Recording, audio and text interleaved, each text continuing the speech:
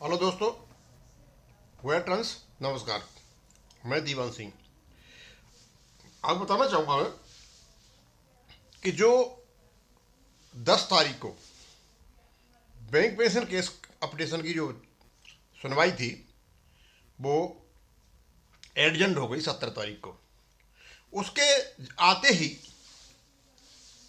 काफ़ी चर्चा होने लगी। रीजन क्या था कि दोनों ही साइड से रेस्पोंडेंट के वकील और पिटीशनर के वकील ने एडजमेंट मांगा। ऐसा हुआ क्या था तो उसका पता चल गया है। तो पहले तो ये कुछ लोग हैं, उन्होंने पिटीशनर्स ने अपने अपने विचार डाले और डीएस मूर्ति साहब ने मेरे उस पर भेजा। मैं चाहता था कि इस चीज़ को मैं आपको बताऊं।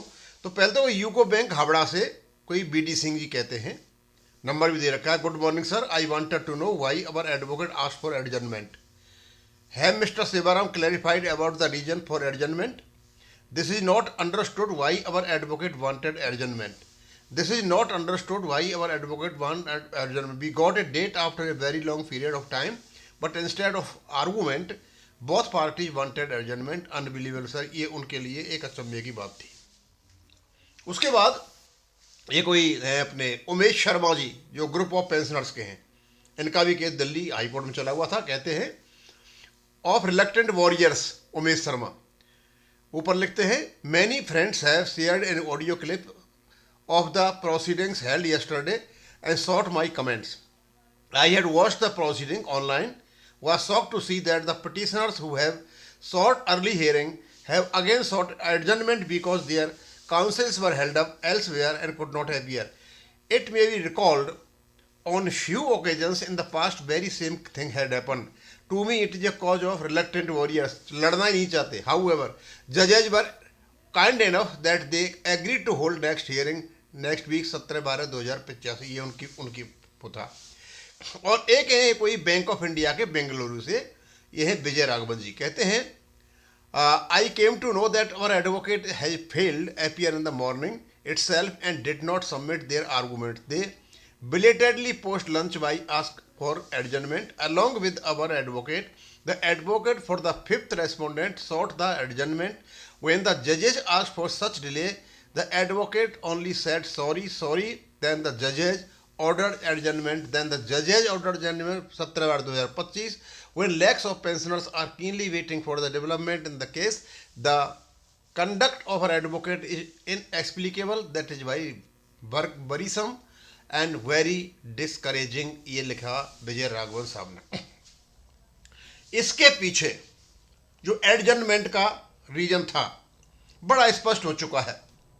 एक वकील पिटीशनर का नहीं पहुंचा, एक वकील रेस्पोंडेंट का नहीं पहुंचा, एक वकील फंस गया उत्तराखंड में या झारखंड में कहीं, उसको फ्लाइट नहीं मिली, और एक वकील उदयपुर में फंस गया, वो गया शादी में। यानी वकीलों के अनुपस्थित होने के कारण यह केस आगे को टल गया, और यह है इसका असली कारण, और कोई कारण नहीं है। दूसरा, और कुछ इंडिकेशन ऐसे हैं। अब इंडिकेशन के सोर्सेज क्या है आप कहोगे। अब सोर्सेज जो भी हैं, शायद ये 17 तारीख को ये फाइनल जजमेंट हो जाएगा। और अब फाइनल जजमेंट होता है तो इसका मतलब कोई ना कोई ऐसी प्रक्रिया हो चुकी है जो फाइनल जजमेंट की ओर जा रही है, और मोस्ट प्रोबेबली ये पेंशन अपडेशन आरबीआई फॉर्मूला के बेस पे होगा, और वहां से होता है तो ये प्रोस्पेक्टिवली होगा। हालांकि इससे पहले कल मेरा एक वीडियो आएगा, उसमें क्या क्या मांगा है केस में, एम्स सिंगला वाले केस में। पिटीशन बिल्कुल परफेक्ट है, उसमें कोई कमी नहीं है, पूरी चीज़ें मैंने डाल रखी हैं, कल आप देख लोगे। लेकिन ये जो कारण पूछा था कि इसमें क्या हुआ था, एक्चुअली यही होता है जब वकील नहीं आते तो एडजमेंट हो जाए। तो दोनों साइड का एक एक वकील नहीं था, इनने एडजमेंट मांग लिया। कोशिश की जा रही थी शायद इनकी जो झारखंड वाले वकील साहब है वो आ जाए, वो नहीं आए, तो इसलिए ये शाम तक खींच लेंगे। शाम को सुनवाई हुई, और कोई ऐसा कारण नहीं था। अंदर की क्या बात है वो पता चलेगा, 17 तारीख को सुनवाई होगी। अब इसको यहीं खत्म करूंगा। थैंक यू, धन्यवाद।